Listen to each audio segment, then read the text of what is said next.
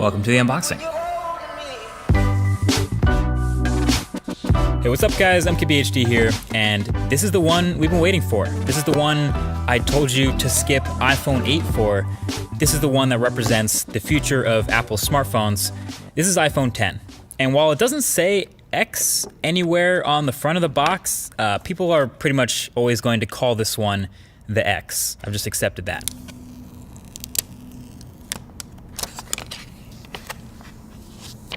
So this is your first look at the unboxing experience, and spoiler, it's pretty much exactly the same as iPhone 8 was, and almost every other iPhone. Headphones, adapters, stickers, it's all in the box, but I guess it's a good thing there's no surprises here. And so you can see right here off the bat, it's a really shiny, chromy, reflective phone. This is the silver one, and you can see how shiny the sides are. The space gray one though is a bit more toned down. And so the only thing that was actually new during the setup of iPhone 10 is now you set up Face ID during first boot instead of the fingerprint Touch ID. But yeah, this is brand new, and it's been a couple weeks since we last saw this phone at that Apple event, so seeing it again for the second time is kind of a reminder of all the things that are new about this thing. Obviously, the biggest difference is the display up front, the 5.8-inch OLED corner-to-corner screen that fits in a footprint smaller than the iPhone 8 Plus, which has a smaller screen.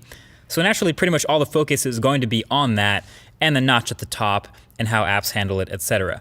And I can tell you that aside from all the incompatible apps I've come across that are going to have to get updated, my experience with the display panel itself have been pretty decent so far. It's bright, it's contrasty, well calibrated, definitely not oversaturated like some OLEDs can be. And just handling and playing with this phone in the studio here for the first time, it's answered some immediate questions that I had about it from the last video. So first of all, since there's no home button, obviously, you have that swipe up gesture to go home, but we were wondering, how do you take a screenshot?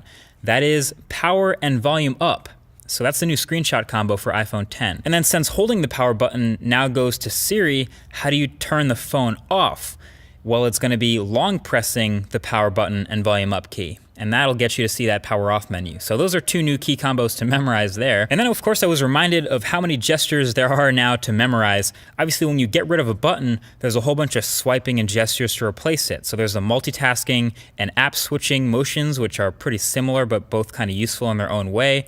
Depending on how you use the phone, really. That's on top of the screenshot and power off combos, plus long holding the power button for Siri and double pressing it for Apple Pay. But basically there's a lot going on, and if you're gonna make a phone that's all screen, obviously you have to be able to do it all without a lot of buttons. Anyway, one of the biggest differences between iPhone 8 and iPhone 10 is the new front-facing camera suite up at the top in that notch. The IR blaster, the depth sensor, etc. And all that enables a couple of new things with this phone.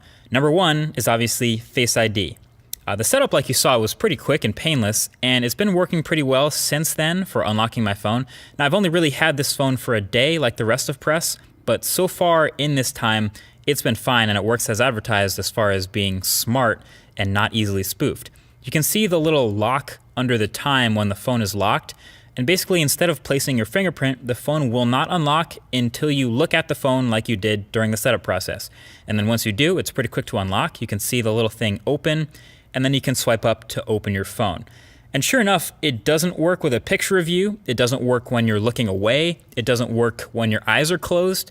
It just basically waits until it sees what it saw during that setup process, and then it's good to go. So no, your girl can't unlock your phone while you're asleep with your eyes closed, for those of you who are wondering that. I do have some further thoughts on this Face ID versus Touch ID though, so stay tuned for that in an upcoming video. And I do want to see if I can fool it with identical twins maybe, just out of curiosity.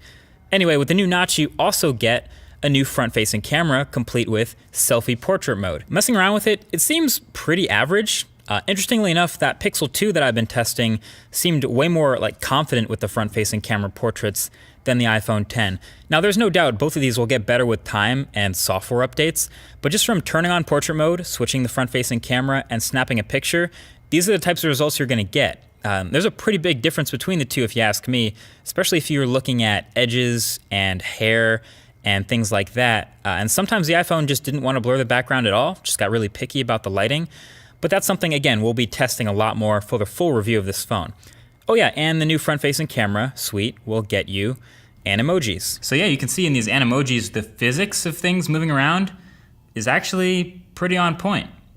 So if you're into it, you can map your face to a cartoon animal head and send it to someone in iMessage. but you still can't edit tweets though. So overall, there's a lot to test with the iPhone 10 now that I have it in my hands finally. As a matter of fact, definitely leave your thoughts right below that like button with things you want to see in the full review. Most likely things like battery life, camera quality, app performance, all that good stuff. But don't let me miss anything. But until then, definitely get subscribed for the upcoming videos on the channel. Thanks for watching, and I'll talk to you guys in the next one. Peace.